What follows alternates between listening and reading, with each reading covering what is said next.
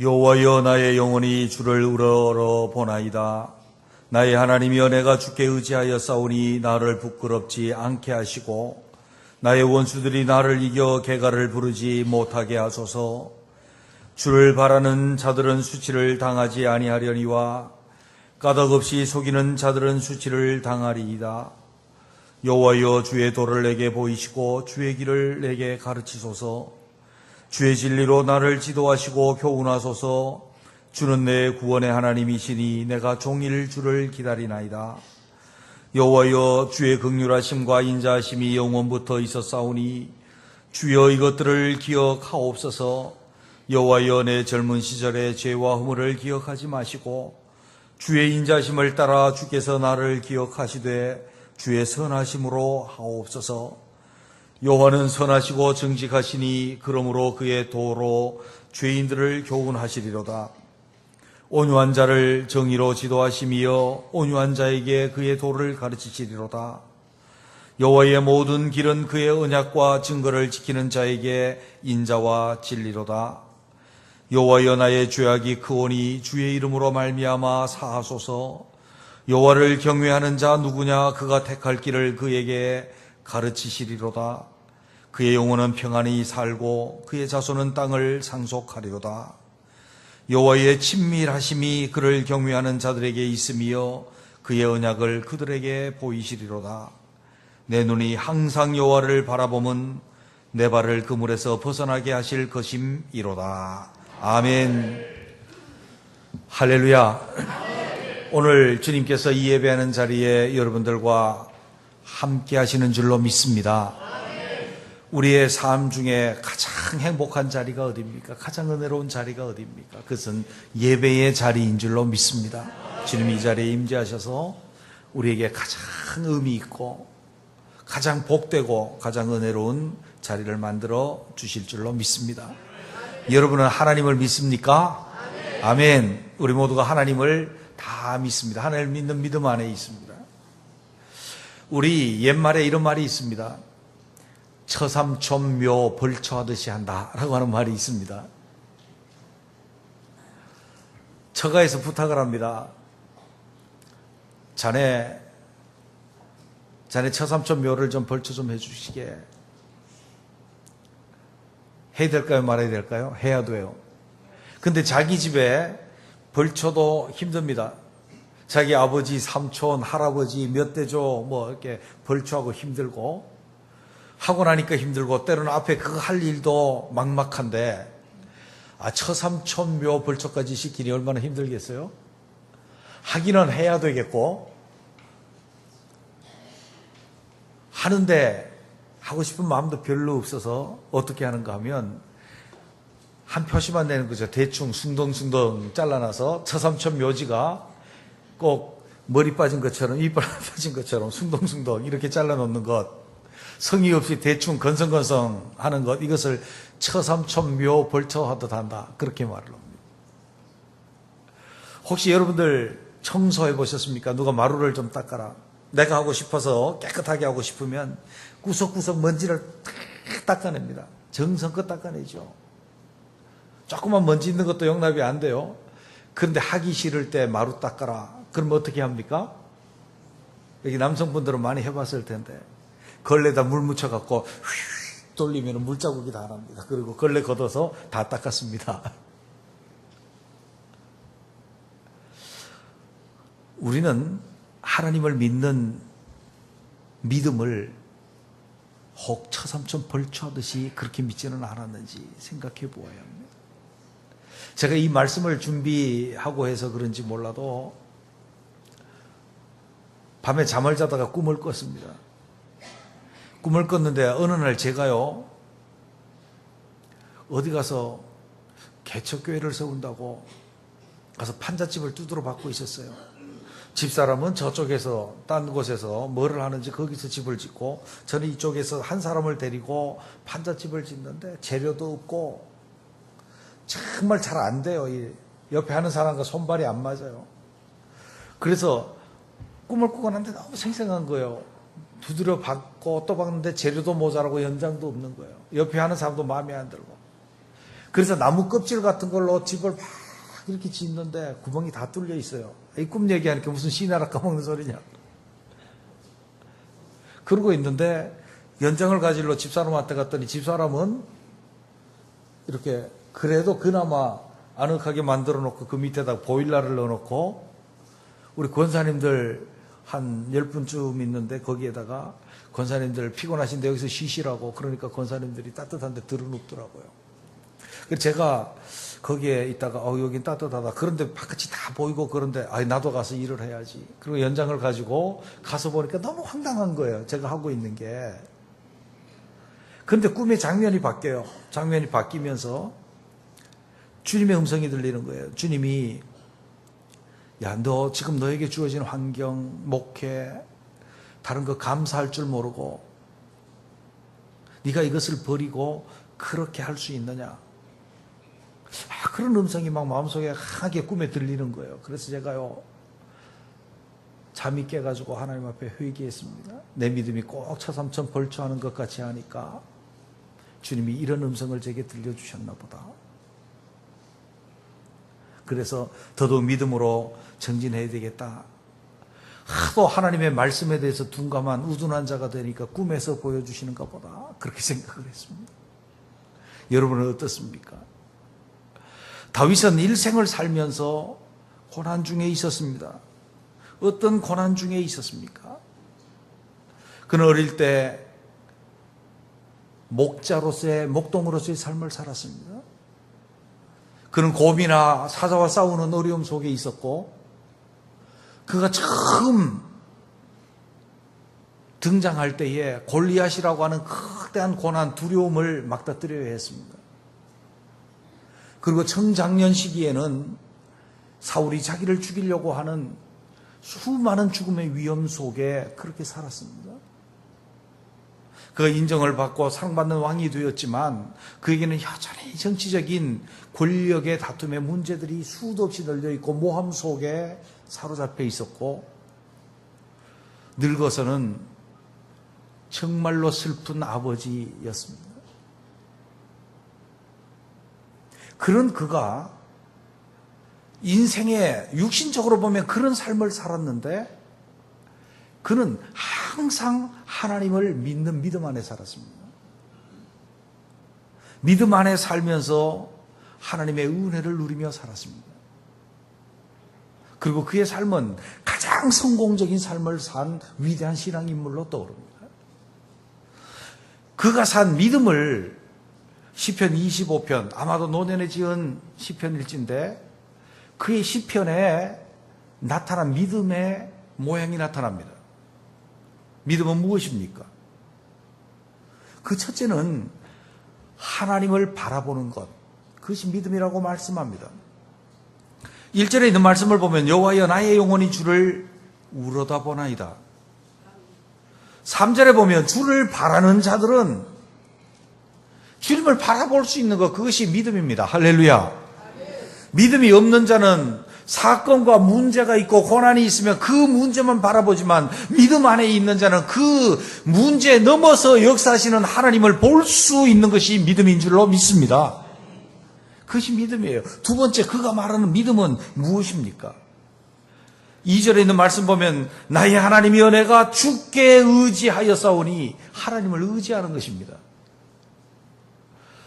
믿음이 있는 자들은 문제가 있습니다. 하나님을 바라봅니다. 그리고 하나님을 의지합니다. 하나님께 자기 자신을 맡기고 하나님 나를 도와주십시오. 하나님이 그렇게 하실 줄로 믿습니다. 믿음이 생기면 자기 자신을 하나님께 맡기는 하나님을 의지함이 있다면, 믿음이 없는 자들은 하나님보다 자기 힘을 의지합니다. 말의 힘을 의지합니다. 방백들을 의지합니다. 다윗은 내가 그런 것들을 의지하지 아니하고 하나님을 의지하겠습니다. 믿음으로 살았습니다. 믿음 안에 있었다는 것입니다. 세 번째, 믿음으로 산다는 것은 어떤 것입니까? 4절과 5절에 있는 말씀을 보십시오. 여호와여 주의 도를 내게 보이시고 주의 길을 내게 가르치소서. 주의 진리로 나를 지도하시고 교훈하소서. 주는 내 구원의 하나님이시니 내가 종일 주를 기다리나이다. 할렐루야. 그가 환난 중에 있으면서도 뭐를 하겠다는 것입니까? 주의 도를 내게 보이시고 주의 길을 내게 가르쳐 주십시오. 그리고 그 길로 나를 인도해 주십시오. 주의 말씀으로 주의 도를 행하고 주의 길을 가겠다라고 그것을 도와달라고 하는 것, 이것이 믿음입니다. 믿음은 내가 하나님 믿습니다 해서 내가 환난에서 벗어나고 좋은 것을 받아서 내 마음대로 내 뜻대로 살려고 하는 것이 믿음이 아니라, 이 환난에서 벗어나게 해주세요. 나를 회복시켜 주십시오. 내가 주의 길을 내게 보여주십시오. 주의 길을 내가 가겠습니다. 나를 주의 길로 인도해 주십시오. 이게 믿음입니다. 할렐루야. 여러분의 믿음은 있습니까?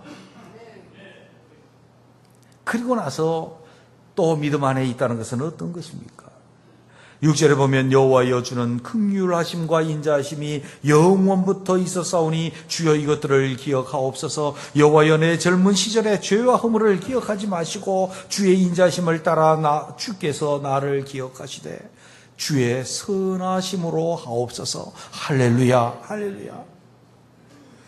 우리가 믿음 안에 있다라고 하는 것은 주님을 어떤 분으로 인식하는 것입니까? 긍휼이 많고 인자하신 하나님, 나를 선하신 그 선하심으로 인도하시는 하나님이라고 인정하고 그것을 바라는 것, 그게 믿음입니다. 하나님은 내 잘못을 기억하시고 그것으로 나를 치시고 벌하시고 저주하시는 하나님이다? 믿음 아닙니다. 주 예수 그리스도로 말미암아 우리를 긍휼히 여기셔서 내 젊은 시절의 죄를 하나님께서 기억하지 아니하시고 인자하신 그 사랑으로 나를 기억하시고 선하심으로 나를 인도하실 하나님, 그 하나님이라고, 그 하나님 안에, 그 하나님을 신뢰하고 그 안에 있는 것, 이것이 믿음임을 우리에게 보여주고 있습니다. 우리 모두 다 이 믿음에 정진해 나갈 수 있는 저와 여러분이 되시기를 주님의 이름으로 축원합니다. 우리 믿음 다 있으나 우리의 믿음이 어쩌면 저를 포함해서 우리의 믿음이 꼭 처삼천모 벌초하듯이 그렇게 했던 것 같아요. 이제는 우리가 더 믿음을 주 앞에서 주님을 바라보고 주님을 의지하고 주여 내게 주의 길을 가르치시고 주의 도에 행하게 하옵소서. 주님은 내게 긍휼하신 하나님이요 인자하신 하나님이요 선하신 하나님입니다. 이 믿음 안에 머무는 저와 여러분이 되시기를 주님의 이름으로 축원합니다. 주님의 십자가의 그 은혜를 생각하고 그 은혜와 그 사랑 가운데 있으면 이 믿음을 갖는 건 너무나 당연한 거예요. 그런데 주님께서 이 당연한 믿음, 당연하다 그렇게 하지 아니하시고 이 믿음을 북돋우시기 위해서 이 믿음 가운데 있는 자에게 특별한 부가적인 축복을 허락하신다 그 말이에요. 그 부가적인 축복이 무엇입니까? 우리는 주 안에서 이 믿음을 당연히 갖되 그 부가적인 축복까지 누리며 이 믿음이 더더욱 승해져 갈 수 있는 은혜가 있게 되시기를 주님의 이름으로 축원합니다. 첫 번째, 주를 믿는 믿음 안에 있는 자에게 주시는 축복은 주의 평안이 그와 함께 하신다는 것입니다. 할렐루야. 12절 13절에 있는 말씀을 봅니다. 여호와를 경외하는 자가 누구냐? 그가 택할 길을 그에게 가르치시리로다. 그의 영혼은 평안히 살고 그의 자손은 땅을 상속하리로다. 할렐루야, 할렐루야. 여호와를 경외하는 자 누굽니까? 믿음 안에 있는 자입니다. 하나님을 바라보고 하나님을 의지하고 그의 길로 가기를 간절히 소망하고 그의 인자심과 그의 선하심을 바라는 자죠. 그 믿음 안에 있는 여호와를 경외하는 자에게 하나님이 뭘 주십니까? 제일 먼저 주시는 것은 주의 평안입니다. 할렐루야. 여러분들께서 예수 그리스도를 참 믿고 예수님을 내 주님으로 인정하고 내 마음에 모셨을 때 여러분에게 첫 번째 찾아왔던 것이 무엇입니까? 평안입니다. 주님이 말씀하셨습니다. 내가 너희에게 평안을 끼치노라. 내가 주는 것은 세상이 주는 것과 같지 않다라고 주님 그렇게 말씀하셔서 우리의 여건은 변하지 않았지만 우리의 상황도 변하지 않았지만 주님이 내 속에 주님의 평안을 주심으로 말미암아 내가 그 평안을 누리며 살았다는 것입니다. 우리 모두 다 이것을 다 느꼈다는 것입니다. 그리스도께서 죄에서 우리에게 구해 주시고 구원해 주시고 우리가 주님의 사람이 되었을 때, 주님의 것이 되었을 때 우리에게 찾아왔습니다. 평안이 찾아왔는데 그것이 십자가의 능력이에요. 하나님과 우리와의 관계가 평화를 누리기 시작했습니다. 하나님은 더 이상 내게 두려운 존재가 아니라 하나님은 나를 사랑하시는 아버지가 되고 내게 은혜 베푸시는 하나님이 되고 내가 다른 사람들과 평안을 누릴 수 있는 은혜를 입었습니다. 사람이 여호와를 경외하면 그의 원수도 친구로 변하느니라. 할렐루야. 하나님 내게 주신 은혜를 생각할 때 다른 사람을 내가 생각할 수 있는 은혜가 생깁니다. 나 자신과 평안해집니다. 나 자신에 대해서 낮은 자존감, 지극히 높은 교만함 다 깨지고 진정한 나 자신의 존재감을 그리스도 안에서 발견하게 됩니다. 환경과도 평안을 누립니다. 내가 빈핍에 처할 줄도 알고 풍부에 처할 줄도 알아. 할렐루야. 그런 것이 내게 평안을 빼앗아가는 어떤 여건으로 나를 주장하지 못하도록 하는 지고의 평강이 우리 속에 있다는 것이죠. 하나님은 하나님의 성호를 때로는 뭐라고 부르는가 하면 하나님은 평강의 하나님이신 줄로 믿습니다. 빌립보에서 말씀하신 대로 평강의 하나님이 너희 마음의 생각과 뜻을 지키시리라. 예수 그리스도의 전함이 무엇입니까? 그는 의의 왕이요 평강의 왕이라고 말씀하셨습니다. 우리에게 평강으로 다스리시는 왕. 그가 우리를 다스리시면 우리에게 불안, 두려움, 고통이 있는 것이 아니라 평안이 우리에게 있는 줄로 믿습니다. 어떤 사람은요, 집안에 육선이 가득하고 다투며 살고 평안이 없는 사람도 있어요. 그러나 집에 마른 떡 한 조각만 있고도 화목하고 사는 사람도 있어요. 평화와 평안이 있는 사람이 있어요. 어떤 사람은 재물을 쌓아놓고도 불안하고 두렵고 평화가 없는 사람이 있는가 하면 가난하고 빈핍해도 평화가 있는 사람이 있습니다. 제가 청소년 시기에 자랐던 그 교회에서 산동네 중간에 밑에 쪽에 길이 쭉 있었는데 그것을 통해서 우리 집에 가면 빨리 가기 때문에 가다가 보면 그 언덕에 위에 쪽에는 뭐 판잣집 같은 것들이 있는 데도 있고 밑에에 움막 같은 것이 하나 있어요. 움막. 그 움막이 여러분 움막 하면은 생각하시는 게 그거 생각하시면 돼요. 그 옛날에 요즘에도 강원도에 가면 김치를 넣기 위해 가지고 지프로 움막을 이렇게 해 놓잖아요. 그리고 앞쪽에 문이 있는데 그런 것이 하나 있고 그 안에 비닐 같은 것을 깔고 사시는 우리 교인 할머니가 한 분 계셨어요.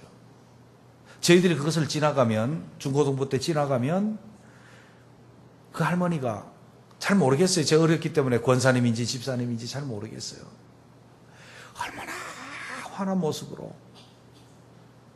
얼마나 천사 같은 얼굴로 우리에게 인사를 하고 교회 갔다 오냐고 예수님의 은혜 가운데 살자고 말씀 읽으라고 기도하며 살자고 그렇게 하시던 권사님이 있었어요. 근데 목사님이 어느 날 그분을 우리에게 말씀해 줄 때 그분처럼 평안을 누리는 사람 우리 교회는 없습니다. 그렇게 설교를 하시더라고요. 목사님이 신방을 가시고 그분을 잘 아니까 말이죠. 오늘날 재벌이라도 두려움과 두려움, 불안 속에 살다가 자살하는 사람들이 얼마나 많이 있습니까?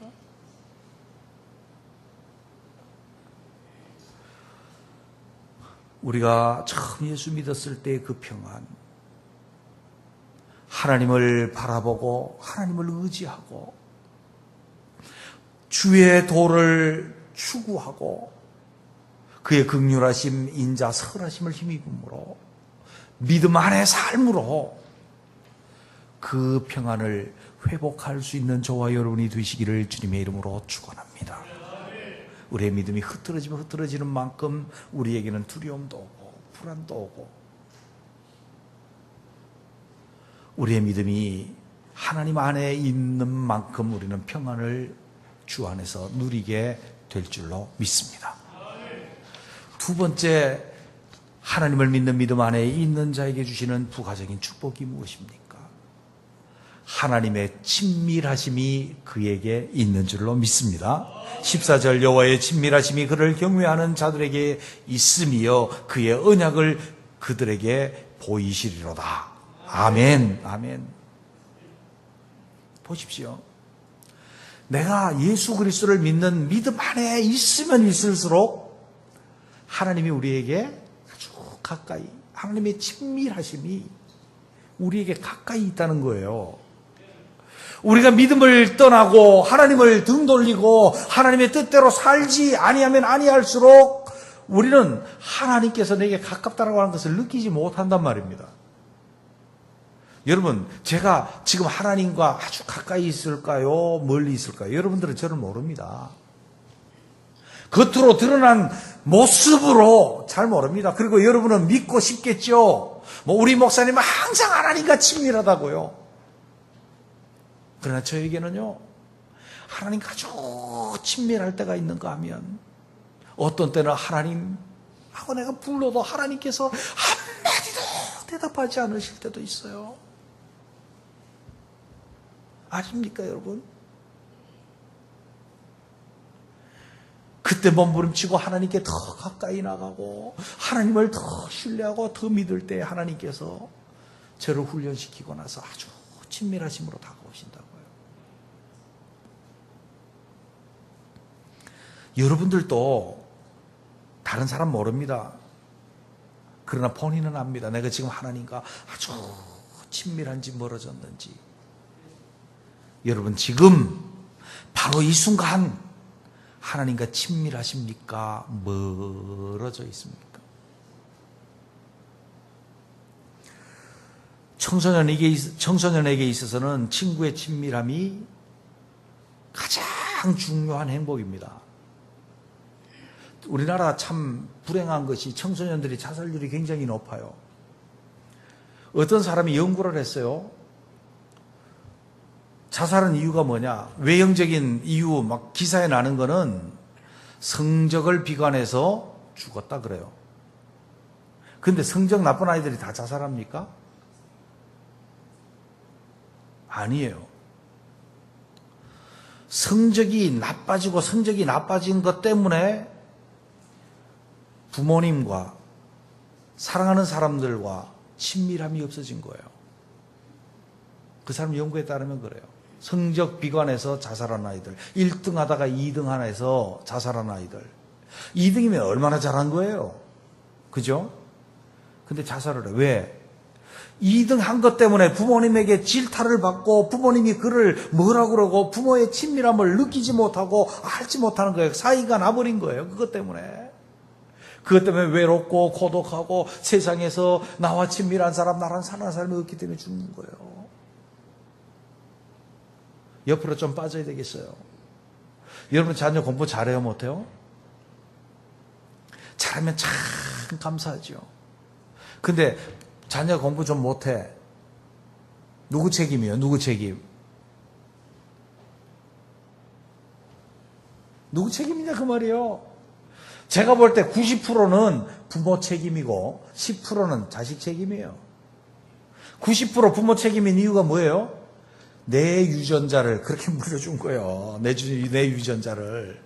부모의 유전자 그렇게 물려줬어요. 제 친구 중에 하나는요, 아버지, 어머니가 S대를 나왔어요. 그 형들도 쭈르륵 S대, 누나도 S대 이렇게 나왔는데 얘는 공부를 못해갖고 Y대를 나왔어요. Y대 어디지 알죠? S대 어딘지 알죠? 부모가 탁월한 유전자를 물려줬기 때문에 그래요. 근데 우리는 자녀들에게 탁월한 유전자 못 물려줬어. 내 공부 못해갖고 자식도 못하는데 무슨 자식에게 공부 못했다고 자살하도록 그렇게 몰고 가는 사람들이 어디 있어요? 공부를 못해도 내 사랑하는 자식이어야 하지. 물론 10%쯤 책임이 있으니까 열심히 하라고 이야기를 해야죠. 최선을 다하라고 이야기를 해야죠. 다른 데로 빠진 것에서 다시 돌아옵니다. 친밀함이 중요합니다. 친구들의 왕따 당한 아이들은 인격이 파괴되어서 정신적인 문제가 생깁니다. 결혼하면 부부의 친밀함이 있어야 돼요. 가장 행복한 부부는 돈 많은 부부가 아니라 부부가 친밀한 부부예요. 가장 행복한 교회는 교우들끼리 친밀하고 목사와 교우들이 친밀하고 그런 교회가 좋은 교회예요. 그러나 이 모든 것들도 일시적인 것에 불과합니다. 진정한 친밀함의 근거, 진정한 행복과 진정한 복락의 근거는 어디에 있습니까? 하나님과 친밀함입니다. 할렐루야. 예수 그리스도께서 십자가의 죽으심으로 원수된 것을 소멸하시고 우리와 하나님을 화목해 하신 줄로 믿습니다. 그래서 우리가 진정한 행복의 나라, 진정한 영원한 천국, 그곳에 들어가도록, 그곳은 어떤 곳입니까? 하나님과 관계가 완전히 회복되어서 하나님이 그들과 함께 계시리니, 할렐루야. 지금 우리가 하나님 배울 수 없습니다. 눈으로 빼면 죽어요. 그러나 진정한 하나님과 친밀함이 있는 그곳에서는 만왕의 왕이시오 만주의 주이신 여호와 하나님께서 계신 그곳에 우리가 함께 있는 친밀함이 이루어지는 하나님과 화목과 그 관계가 이루어지게 될 줄로 믿습니다. 그것이 누구에게 있습니까? 여호와의 친밀하심이 이 현세 속에서도, 영원한 천국 속에서도 여호와를 믿는 믿음 속에 있는 자, 주 예수 그리스도를 믿는 믿음 안에 있는 자에게 하나님께서 친밀하심을 보이실 줄로 믿습니다. 이것이 하나님께서 창조하신 목적을 달성하시는 것이고 구원의 목적을 달성하는 거예요. 구속의 목적을. 여러분, 지금 우리는 그것을 맛보아 알며 훈련받아가고 있습니다. 하나님을 바라보고 하나님을 의지하고 하나님의 길을 추구하고 그의 긍휼하심과 선하심을 의지하며 그 안에 머무른 우리들, 하나님이 친밀하심으로 우리와 함께 계실 줄로 믿습니다. 세 번째, 하나님을 믿는 믿음 안에 있는 우리에게 무슨 부가적인 축복을 주십니까? 환난에서 벗어나게 해 주실 줄로 믿습니다. 15절에 있는 말씀 보면 내 눈이 항상 여호와를 바라보면 내 발이 그 물에서 벗어나게 하실 것이미로다. 아멘. 지금 다윗은 지금 그의 상황이 시편 25편의 상황이 어떤 상황임을 우리에게 보여줍니다. 지금 원수들이 이겨서 대적하고 있습니다. 원수들이 나를 이겨 개가를 부르지 못하게 해 주시옵소서. 그는 지금 그의 발이 올무에 걸릴 수 있는, 그물에 그가 사로잡힐 수 있는 그런 상황. 그런데 하나님을 믿는 자, 하나님을 우러다보고 바라다보고 의지하고 주의 길을 구하고 주의 긍휼하심, 선하심, 그 인자심에 기대고 있는 여호와를 믿는 믿음 안에 있는 다윗, 무엇입니까? 환난에서 나를 벗어나게 해주실 것이미로다. 할렐루야. 그렇습니다. 하나님 안에, 하나님을 믿는 믿음 안에 있는 것은 하나님 안에 있다는 것입니다. 보십시오. 우리가 하나님을 믿는 믿음 안에 있다, 이것은 주님과 연합을 말하는데 주님 안에 우리가 머문다는 것이요, 주님이 우리 안에 계신다는 것을 의미하고 있습니다. 여기 대해서 더 많은 설명을 제가 하지 않는다 할지라도 여러분 아실 겁니다. 우리가 주를 믿는 믿음 안에 있는 것이 주 안에 거하는 것인데, 주 안에 우리가 거할 때에 누가 우리를 때리면 주님을 때리는 것이 되죠. 이 원리가 작용을 해요. 보십시오. 신명기 32장 10절에 보면 여호와께서 그를 황무지에서 짐승이 부르짖는 광야에서 만나시고 호위하시고 보호하시며 눈동자같이 지키셨도다. 그렇게 말씀해요. 하나님을 믿는 하나님의 백성들, 그들을 광야에서 만나시고 뭐 하시고요? 호위하시고. 아니, 다른 사람이 나를 몇 명이서 호위해줘도 내가 든든할 텐데 하나님께서 호위하시고 하나님께서 보호하시고 뭐처럼 지키셨다고요? 눈동자같이 지키셨대요. 종종 말씀드렸기 때문에 말씀 안 드려도 잘 알아요. 여기 눈썹이 왜 있어요? 이 눈썹이 왜 있어요? 눈썹 한번 만져봐요. 툭 튀어나와 있죠. 그리고 이 털이 있잖아요. 눈썹에.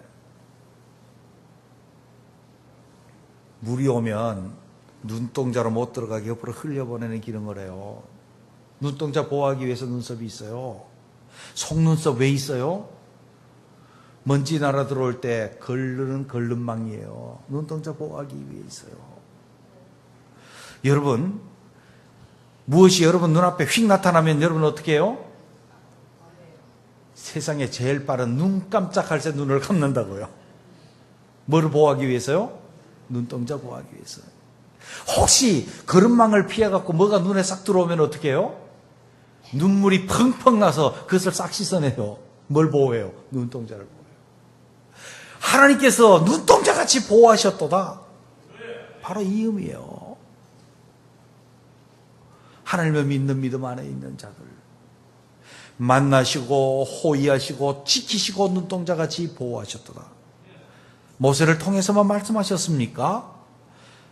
시편 17편 8절에 보면 나를 눈동자같이 지키시고 주의 날개 그늘 아래 감추셨다고 다윗은 그렇게 말씀하고, 스가랴 2장 8절에 보면 만군의 여호와께서 이같이 말씀하시되 너희를 노략한 열국으로 영광을 위하여 나를 보내셨나니 무릇 너희를 범하는 자는 그의 눈동자를 범하는 것이라.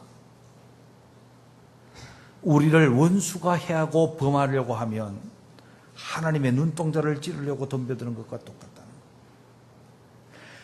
주 예수 그리스도를 통해서 하나님을 믿는 믿음 안에 있는 자들은 하나님께서 눈동자같이 이렇게 지키시고 보호할 것이며 환난에서 벗어나게 해 주실 줄로 믿습니다.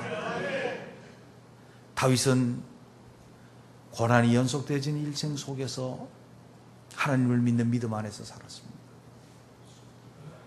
하나님을 바라보았습니다. 고난이 있을 때 그 고난, 억울함이 있을 때 그 억울함, 역경, 죽음의 문턱에서도 그것에 뛰어넘는 하나님을 바라보았습니다. 말이나 방백이나 사람을 의지하지 아니하고 하나님을 의지했습니다. 다른 사람들은 어려움이 올 때 자기 스스로 무엇을 찾으려고 했지만 그는 주의 도를 구했습니다. 하나님의 긍휼하심과 인자하심과 그의 선하심을 의지했습니다. 믿음 안에 머물렀습니다. 그는 고백합니다. 하나님을 믿는 믿음 안에 있는 자, 곧 여호와를 경외하는 자에게는 주의 평강이 있을 것이라고요. 그의 친밀하심이 있을 것이라고요. 그의 발을 환난에서 건져주실 것이라고요. 실제로 하나님은 그를 그렇게 하셔서 평안을, 일생 평안을, 영적인 평안을 누리고 일생 하나님과 가까이 있었고, 그는 모든 환난을 물리치고 영광스러운 하나님의 나라를 세우는 왕이요, 하나님의 성전을 건축하는 모든 것을 준비했던 위대한 인생이 되었습니다. 우리도 또한 하나님을 믿는 믿음 안에 거하셔서 이러한 하나님의 부가적인 축복들을 맛보고 영원한 천국을 누릴 수 있는 저와 여러분 되시기를 주님의 이름으로 축원합니다.